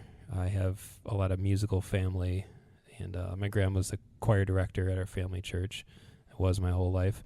And so I spent a lot of time around that kind of stuff and that kind of music. And I think the hymns are so amazing because they can put you in dramatically different moods depending on how you feel going into it, what the context of the particular service you're in is, if it's a celebration or if it's something sad, if it's if it's like a wake or a funeral versus like a wedding or something like that. They can all, the same hymn can be really different for you in a lot of different ways, which I think is really cool about them. I've always really enjoyed a lot of the old church hymns and that kind of stuff.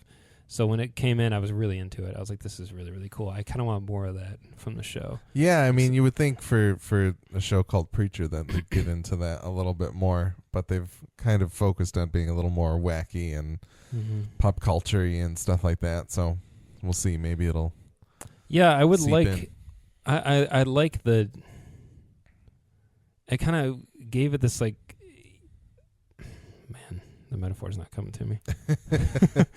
I what you said is just right, and I've kind of felt since this series started that it's kind of got this like twist of Tarantino to it, where they're going for like this over the top kind of wacky violence and finding humor in violence and violence in humor and that kind of thing, which is fine. I think it works really well, but taking something as simple as that musical selection in tandem with that awesome crane shot of Jesse walking and just revealing the whole property. Yeah. It just elevated it to something beyond what someone like that could do. And I thought like, okay, here we're hitting a real moment here of something higher, which I thought was really, really cool.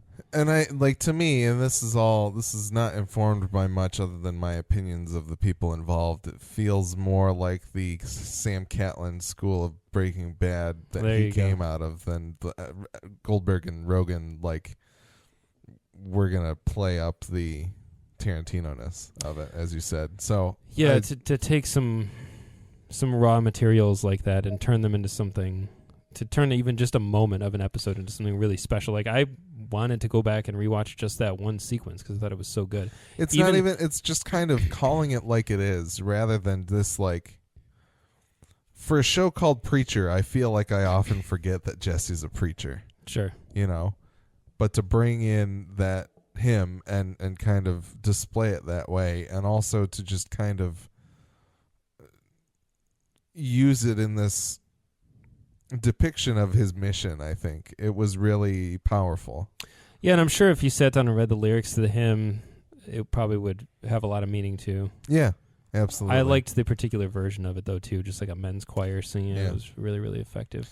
And even though there was a joke literally overlaid over it with like the texting, Yeah. it was done in a way that was like more stylish and like I thought was cool, and it worked. And it wasn't like, I even just the thumbs up, like I laughed, but combining the sweet and saltiness of like the really serious hymn with the moment of death, and not just like death, but like, I mean, character deaths will always get to you when you're watching a show, but characters who kind of greet death like that, or like embrace it, or kind of do it on their own terms, I've always thought like those are really chilling in some particular way.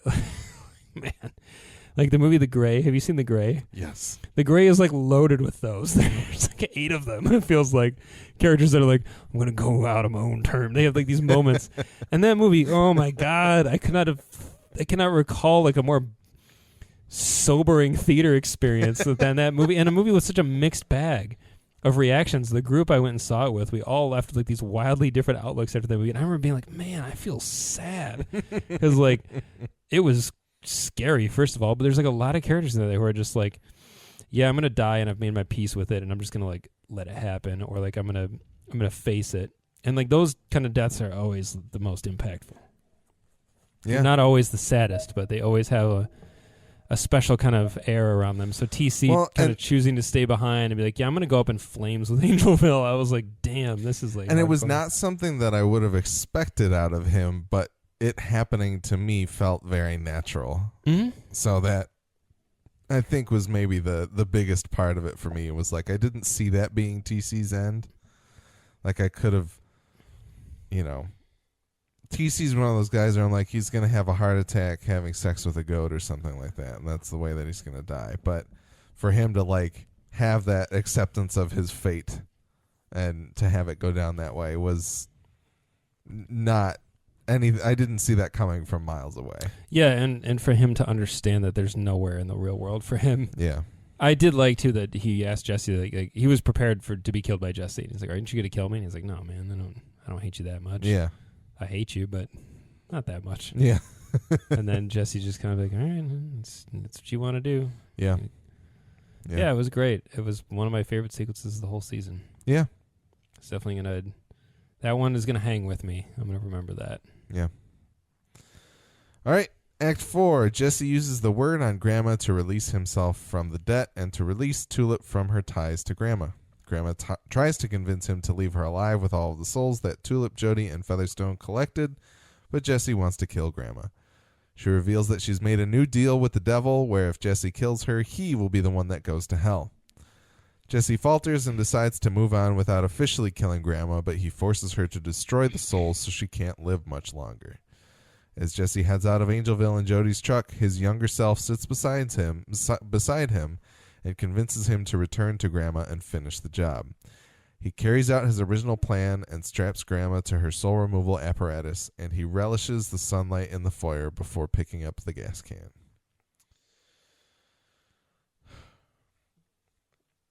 Bruce wrote in on our Discord and said, I think maybe some bits were slightly rushed this season, but on the whole it worked. I feel like this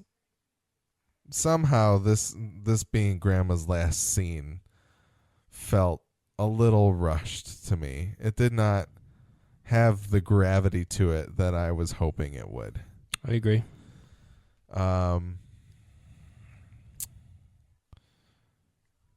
And I guess maybe my question here is this, and feel free to beat around the bush a little bit, if Grandma dies in the comic, which I presume she does, okay, how does this death line up with that one? Like, do you feel like it lives up to what happened in the comic with Grandma? Is it hard to even make that comparison? Well, yeah, because she doesn't have the soul sucking eating machine. Yeah, her appearance by the end was pretty cool. It was pretty close to the way she looks when she's alive in the comic. No, it doesn't have the same weight because Grandma's still not as evil in the show as she is in the book. Like it's the same situation with Jody, really. Like in the show, I wasn't like. It's tough because to make a character in a show in live action as compelling as they did, you got to do something different, and I do understand that. But when I saw Grandma in the show, I didn't immediately just want to recoil and be like, ugh, like just kill her already. Like she's a big nasty spider. You kind of accept her as another character in the show, and I can't fault the actors at all for this because they're really good. Yeah. Like, Betty Buckley was awesome. So was Jeremy Childs. I think it's just sort of a mismanagement of priorities. And another big reason... Okay. It's kind of a spoiler for the book. I think I mentioned it before, though. Did I talk about the word at all and how it relates to them?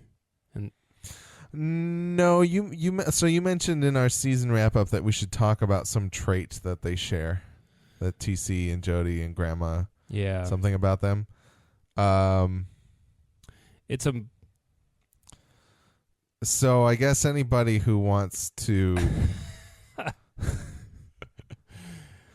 Anyone who wants to remain unspoiled as they go to read the books, like this isn't, I guess, unless they recycle it for somebody else in the show or like. Not likely.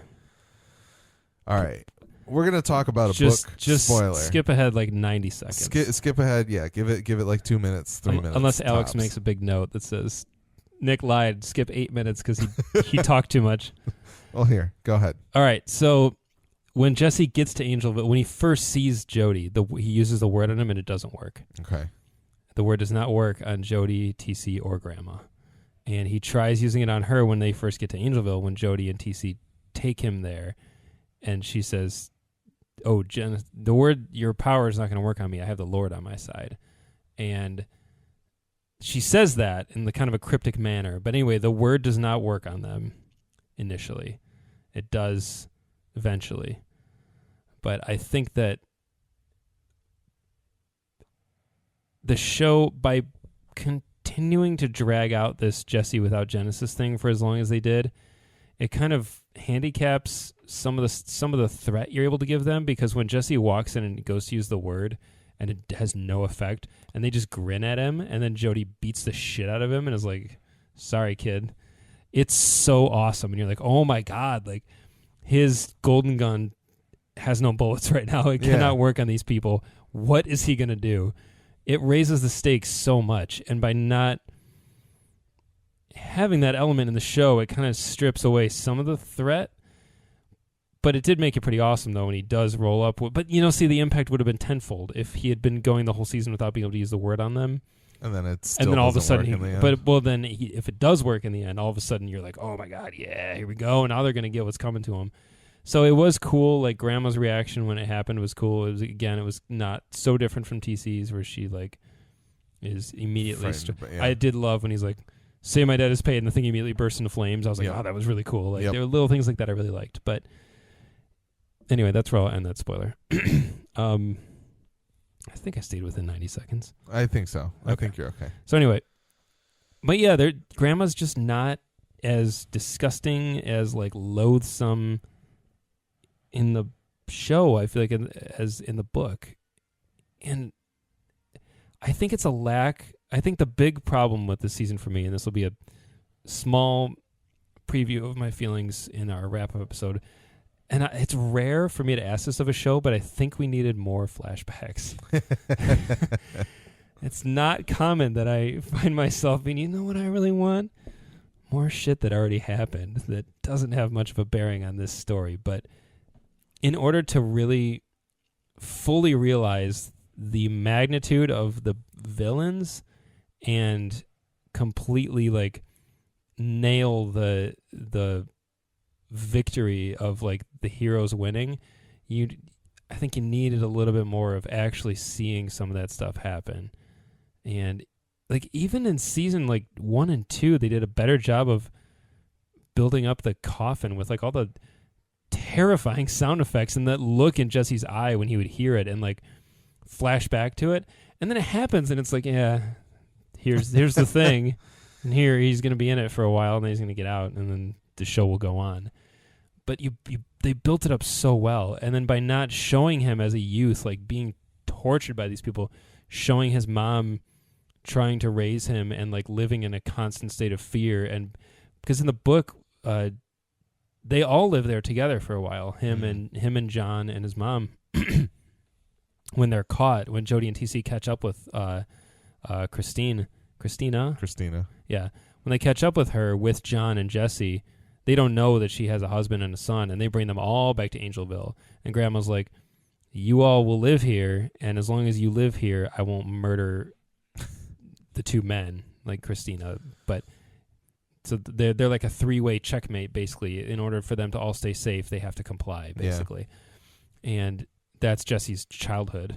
And like when you, like if you like tomorrow or tonight or whatever found, got those 5-6 issues, Angelville and Preacher, and you read it, I feel like you would come back to the season of the show and go, yeah, they didn't do enough. They didn't go hard enough, because it really paints such a vivid picture of how bad those people are, how much Jesse has gone through, and it makes you realize like it's a miracle he's like a good guy still. And that's actually what Tulip says in the comic because Jesse, they spend a whole issue pretty much tied up in this room, like talking, and Jesse, like, there's almost an entire 2 issues that are just flashback, and they're so good. And it's basically him telling Tulip all about like his childhood, and by the end of it, she's like in tears, and she's like, "I am so sorry. I never knew this is like the level of evil and depravity that you were put through." And he's like, "Yeah, it's pretty crazy, huh?" And when you're reading it, you're just like, "Oh my God, that's unbelievable that a character can still be a good guy." And it kind of helps build up that like larger than life character that Jesse is, which is kind of fun, I think. And maybe it wouldn't work in live action. It's wholly possible that it wouldn't. Yeah, I mean, and I can see all of that. Like, I think eventually when I do read these comics, because I do want to, I'm feeling more of a pull to read something right now than I typically do.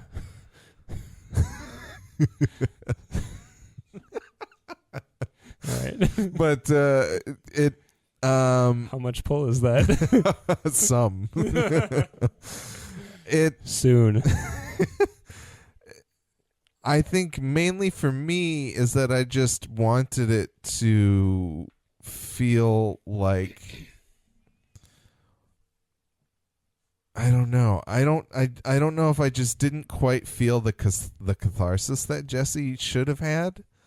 And maybe if that a little more of that was there, like maybe I needed him, like, there's not much room to breathe after it happens for Jesse to kind of be like he says the words of like when he comes back to kill her, like, I always would have when the first time when he says that he wants to kill her, he's like, I had Angelville in the back of my mind for the past 20 years or whatever it was. That's all well and good, but I didn't see him reacting or feeling the fact that he finally toppled this thing that has been weighing on him forever. Mm-hmm. So maybe that's coming, but I just feel like I needed it now rather than... It's also a little weird because in the show, he pretty much walks away voluntarily, and there couldn't be further from the truth in the book. Yeah. So that I also thought was strange. I'm like, why would she... You mean as younger Jesse? Yeah. I'm like, why would she let him leave? Like, that is so different, and it doesn't really make a lot of sense. I did also want to say at the top of the episode when he explains to her that he wants to leave to go check up on the girl in Texas, I think that informs a little bit more about why Grandma feels the way she does about Tulip. Yeah. She is the first one. That's a great point. Like, Tulip is the thing that pulled him away. Yep, and can always do so. Yes. Till the end of the world. Yep. Yeah. So. Yeah, I mean, I agree. I could have used a little bit more out of him in that moment. I mean, all he really does is like he kind of closes his eyes for a minute, and like then we see him standing in like the foyer, the hallway, with that gas can. But just a little bit more like him kind of even walking through the house for like an extra second, kind of drinking it in, like, I'm gonna burn this bitch down. Like, would have been, or like even finding that photo of his mom with him, on the bookshelf, and like him like taking it and being like, all right, this is what I will keep of my family. Yeah, or something like that. It reminds me of the end of Batman Begins when Wayne Manor has burned to the ground, and he finds his dad's stethoscope. Mm-hmm. That's all you need. It takes seconds, and it immediately makes it clear, and you're just like, boom, that's tremendous. Yeah. I mean, originally when I was saying this to you like 3 minutes ago, I was like, the thing that came up to me was like Captain Phillips, where he's sitting on the exam table. Oh my God. You see him like... Don't even talk about it. Yeah, no, exactly.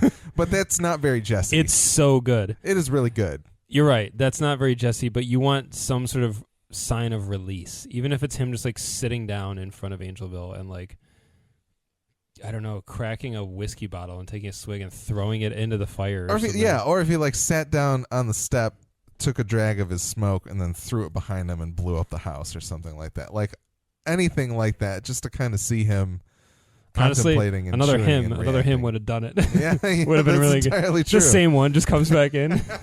They just fade it back up. Some creepy guy at the soundboard. Yep. Yeah. Yeah, I agree. Like taking an extra beat there to show some sort of effect. And the thing is, like, you are right. That's not very Jesse, but no one else is there, and it provides Jesse a moment to feel something like. Yeah. Well, because Cass does it for a second. Yeah. In this episode. Yeah. And it's beautiful. It's wonderful, and the look on his face immediately after is even better. Yep. But yeah, even just a second for him to just like let out like a fucking yell of like he did it or something. I don't know. Yeah. Yeah. Anyway. All right.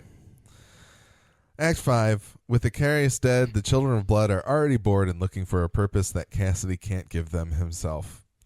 Cass gets a call from Tulip, who's checking up on him and wants to come see him. Cass says he's safe, but he gets choked up until Hoover arrives for a party. Tulip is confused at Hoover arriving, but Cassidy says it's all right, and he's thankful for her call and that he'll see her soon. Cloaked and in black lipstick, Hoover offers Cassidy a present, an umbrella. Cassidy is confused, but the house starts rumbling, and the basement fills with light as the Grail lift the house off of its foundation, and the Children of Blood burn up in the sunlight. Only Cassidy and Hoover remain, and Featherstone hits Cassidy with a whale tranquilizer dart as Star looks on. As the Grail chopper drops the house into the Gulf of Mexico, two Humperdoo pass each other on the street. Tulip pulls up to the basement of Mrs. Rosen's house and finds Mrs. Rosen and her son or grandson made it out by hiding in Cass and Icarius' coffins. They inform Tulip that people dressed in white took Cassidy, and she curses God. I really like how you pluralized Humperdoo. That's just the way I wrote it. I was like, yeah, it's Humperdoo, right? That's got to be the plural. Sounds good to me. Humperdoos is like, okay, but Humperdoo is like, yeah, that's the plural. Man, I love that. That's awesome. Two Humperdoo pass each other on the street. Oh boy, yes. The guys in the Discord called it. It's going to be the running gag. Yeah, Bruce said, when they showed the two wandering Humperdoo in the streets, it made me think that Where's Waldo game had begun. It has begun. Beautiful. It wasn't very Where's Waldo-y when one walked right in the foreground. I was like, oh, well, there you go. Yeah. Found him. Yes, Cassidy being emotional on the phone with Tulip was quite wonderful. Yeah, it was touching. I feel like even if it had been Jesse who had called him, he might have reacted the same way. Like, I don't think it was just because it was Tulip. Yeah. I mean, probably to a degree, but it could have been either of them. Yeah, it'd be like a really homesick kid at like camp, and you talk to one of your parents on the phone, and you just get emotional because, or even your brother calls up and he's like, "How's camp, idiot?" Yeah, exactly. Yeah, dumb. Yeah, and you just get emotional because it's a connection that you didn't know you were missing so much. Yep. I thought. Well, it doesn't matter. What was even funnier was when he hangs up the phone.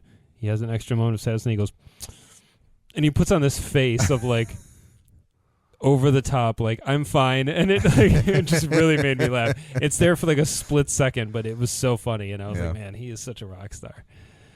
Hoover showing up, saying, "Where's the party?" was really funny with his makeup. Like, looking at his lips, I was like, does he have black lipstick on? And then when you see him in the sunlight, and it's like he definitely has black lipstick. Oh, for sure, yeah. It's so funny. I just started laughing so hard. Yeah,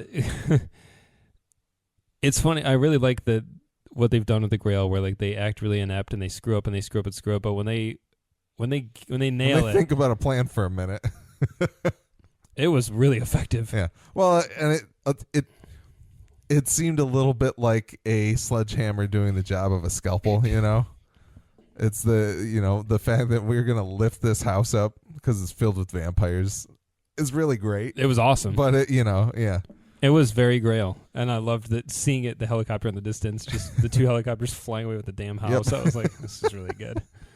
This is perfect Grail. Yeah. I loved Hoover too. I lied. The benefits are great. Oh, okay. That's what's got him on. I wanted to go back real quick. I forgot to mention in the previous episode the moment where Hoover's deciding if he wants to be turned. And he says,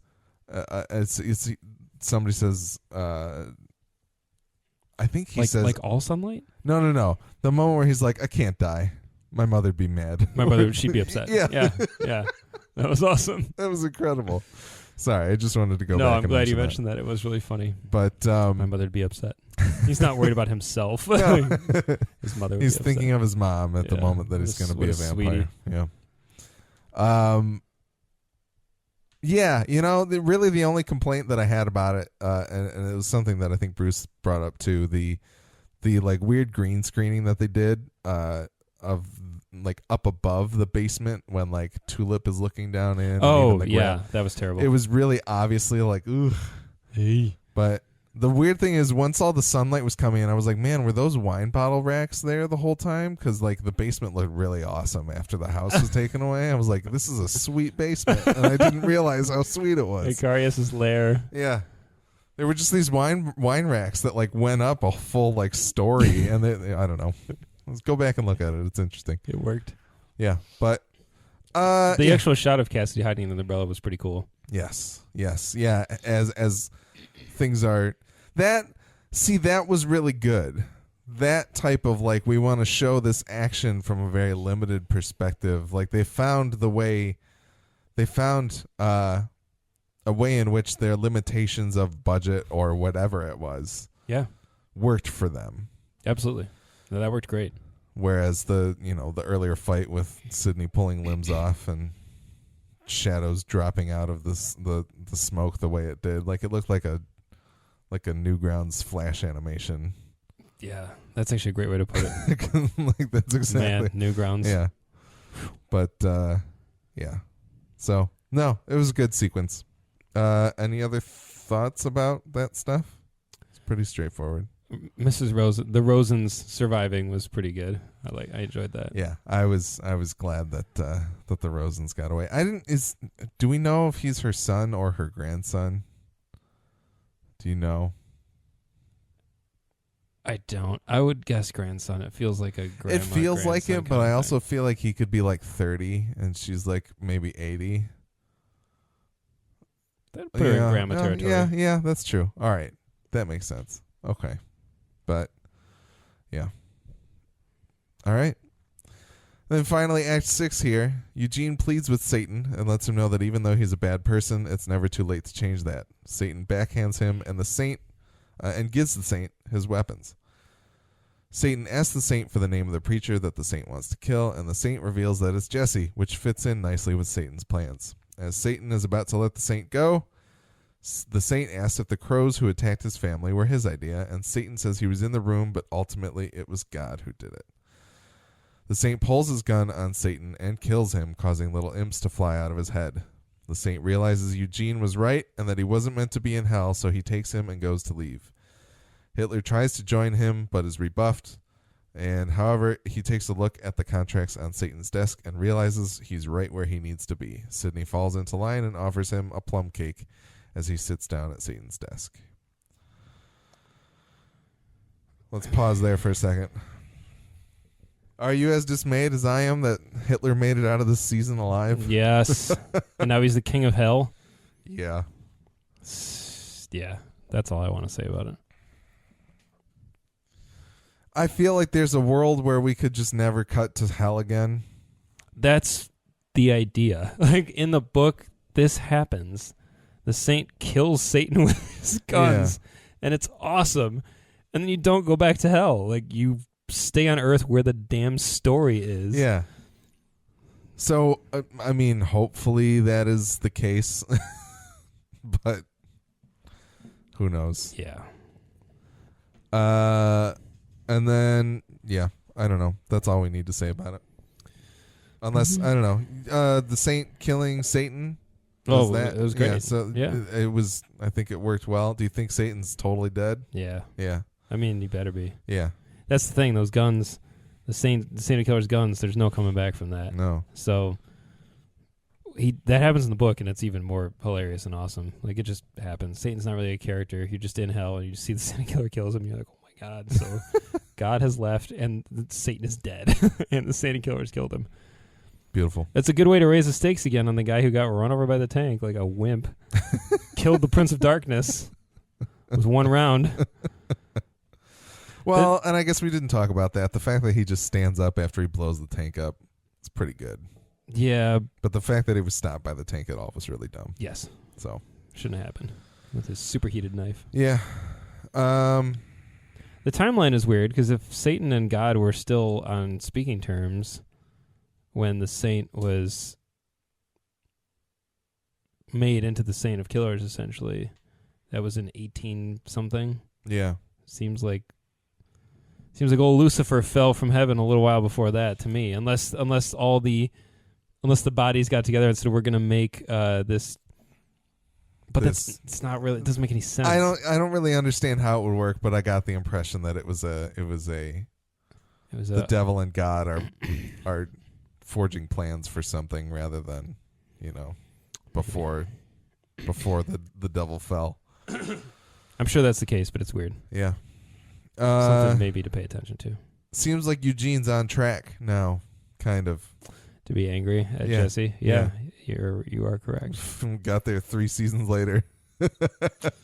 Yeah, and then I feel like if he falls in line, I'm gonna start to not care about him because I don't care about him in that role in the book. So how do you feel about Eugene and the Saint being paired off, though? Like, that's fine for now, I guess. But ultimately, I want them to go their separate ways. Yeah, you feel like the Saint will get him to like the main street and then say bye. Yeah, he should. Yeah, because they're both kind of after the same thing for a while, but they don't do it together. Yeah. But what do you think about the fact that the Saint was receptive to the fact that Eugene? I think that makes sense. Like he's not without his own sort of moral code. Yeah. He doesn't want innocent people to be in hell. And if any innocence got in his way, if they weren't, I guess in his way is a weird way to phrase it, he wouldn't go out of his way to kill innocent people. He's going to kill bad people. He's going to kill people that are trying to actively stop him. Yeah. But other than that, like he's not going to want to hurt anybody that doesn't need to be. And I guess the point that like Satan wanted this kid down here, and now the Saint is kind of like, I don't give a shit about what Satan thinks because he's one of the reasons that my family died the horrible death they did. Yep. I guess it all lines up. So it also puts the Saint on a bit of a different quest than he was on before. Now that he's aimed at like God, actually, yeah. Like I came out of that kind of wondering. I was like, all right, so he wanted to kill Jesse. Do we know why he wants to kill Jesse? I'm sure we do, but other than like forgot now. Fiore and DeBlanc put him on Jesse, but like I was wondering how much would this revelation override his need to kill Jesse? I think that's a great question that you're asking yourself right now. Because of season 4 where the Saint and Jesse work together to achieve a thing. I think you're asking the right questions. A season 4 where the Saint goes to Masada to face this beautiful army of Grail men. Oh my God! Please bring it. Yeah. All right, let's continue with the recap real quick. That's here. all I'll say. I think you're sniffing down the right trail there. Yeah. Tulip pulls up to Angelville to pick up Jesse, and they both look a little worse for wear, but Jesse explains that family is overrated, and they head out. Which is all well and good. That's we already talked about that a little bit.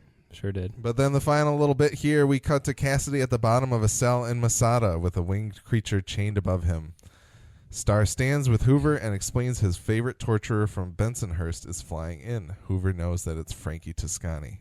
Mm-hmm. Star wonders if Hoover's hat is a mockery of him, but Hoover tries to explain that he is a vampire. Star removes the hat and Hoover burns to death. Featherstone walks up and will look into getting a new Hoover, but she's really wondering how they'll get Jesse to be their messiah after all that has happened. Star isn't interested in that anymore. He just wants to torture and kill Jesse. He says, "I'm tired of chess matches, Flufferman. It's time to play some fucking checkers." The camera pulls out and reveals the entire Grail military force at Masada awaiting Jesse Custer. Oh, man. See, here's the thing. We blew our load a little bit with Masada last episode, I guess. Oh, my gosh. But, yeah, how... Way to just leave the show in a place where all the readers are going to be like, yeah! Like, there's no way if you've read the book, you can't be excited for this. And likewise, as a viewer, if you haven't read the book, you got to be like, well, that's a promise of a good time right there in season 4. Yeah, I got to be honest. It left me kind of wondering, especially after our conversation last week, like, what was the need of really bringing the Allfather in this early? Bingo. Yeah. Because otherwise, what the hell is season 4 about other than I mean, I guess it could be about getting to Masada, but once you're there, lead's gonna fly, and that's that. I mean, they need to get. Like, I guess the thing is like, will Jesse feel the need to go to Masada to save Cassidy? And I think and hope the answer is yes. But, like, I can't imagine we're going to get a full season of them journeying there or full season of them being there. Like, it feels like it will be a... It is definitely a, like...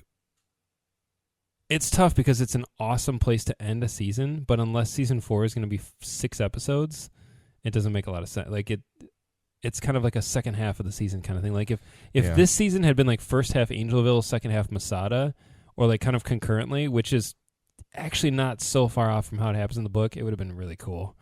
It would have been a really stacked season. Yeah. But they did a lot of cool stuff in this season with even the slower moments with the characters, so I'm into it. It's fine. It needed more flashback, but that's it. But yeah, that ending is just so awesome, and there's so much about it that I absolutely love. Just moment after moment after moment. Cassidy being locked in his pit, perfect. The captive creature, awesome. Is it an angel? Yes. Okay. That's just kind of, I was like, well, and Cass says holy shit, which, but yeah, it's really awesome. Frankie Toscani, also from the book. Okay. Also very cool that's happening. Sounds like some type of mob bossy character from New York is the idea. Okay. Well, not a boss, but like a mobster. Yeah. Okay. An interrogator. I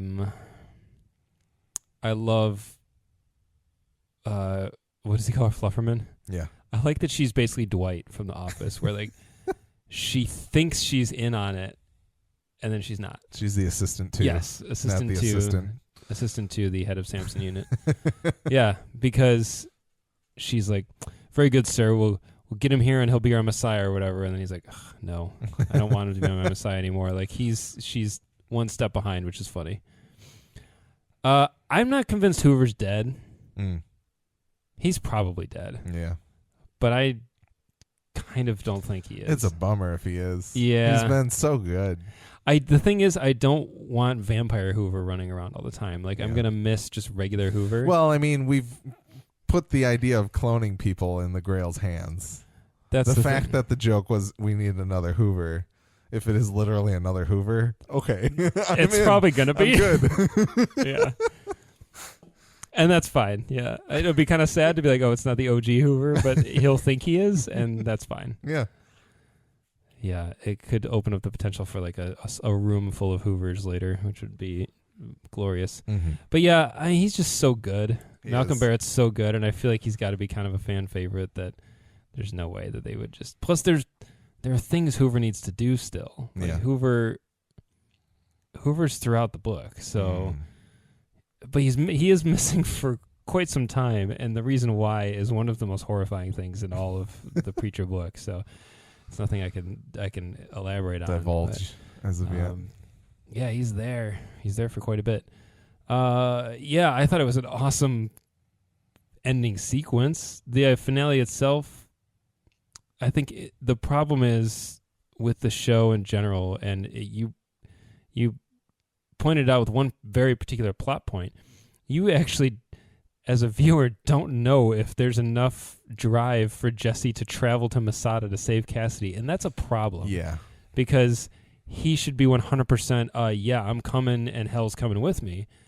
And the fact that you're kind of like, I don't know that the motivation exists, and then me as a reader, knowing what I know and seeing what's on display in the show, I agree with you 100%. Like there's like I think the things were just so precarious between Jesse and Cassidy this season, but I really did feel by the end of it that it seemed as though Jesse had kind of made amends with everything and does respect Cassidy, or maybe not respect, but he does have some amount of love for Cassidy, and would maybe, and I guess the thing is that I think maybe he would feel I think the problem is that right now he would feel bad about the Grail being the ones taking Cassidy, Yeah. not the fact that Cassidy would be in danger. That's actually a great point, that he would say no one deserves to be held by them. And he's got the word now. Mm-hmm. So It should be trivial. he's a lot more quote-unquote. powerful now than he was, even though we Yeah. do see that final beat of Star putting on his headphones and Yep. as if Jesse's walking up right then. Yeah. It's kind of a funny over the top bit. Those like fighter jets go by and that kind of thing. Chinook helicopters. several plateaus of Grail soldiers waiting. It was very funny. I want a Preacher beat 'em up video game right now that's just Jesse working through Masada. That's what I want. Oh, really? Yeah. That would be really cool, actually. Like Jesse and Tulip. It's just the Turtles Hyperstone heist with with the Preacher cast. Yeah. That would be really cool. That would be. I'm surprised they haven't had an iOS like tie-in. Yeah. yet. That would be cool. for sure.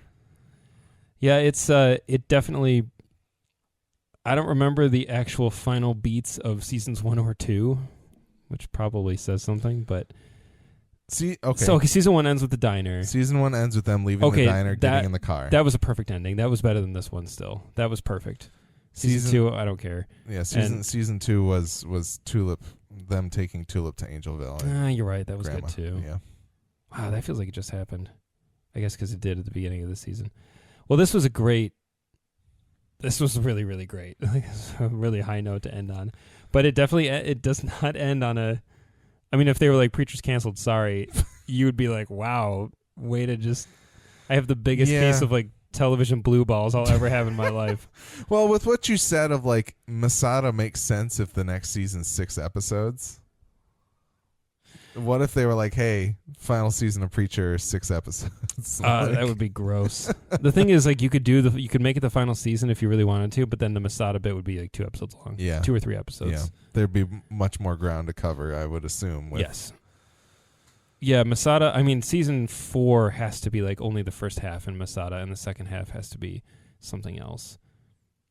There's a lot of different places they can go with it now, though. They need to kind of get back on the trail of God, because like they're just moving from one distraction to another, and it's Exactly. these big things, these big moments that they do happen in the book, but the stuff in between is kind of them on the road. So I don't know. And you raised a great point too when you said you forget that Jesse's a preacher and that he is a religious character. Like he's a man of, like, he's not a preacher ironically. I mean, he kind of is made to be a preacher by Grandma in the book. Like that's sort of the vocation she pushes him into. Yeah. But he does really believe in God, and he has a lot of faith, and that's why his motivation is to find God, is because he's angry. Mhm. He's like, yo, myself and billions of other people, or whatever the number is, We believed in you. we believe in you. We're counting on you. Like, and not only that, but you made us. You made this shit.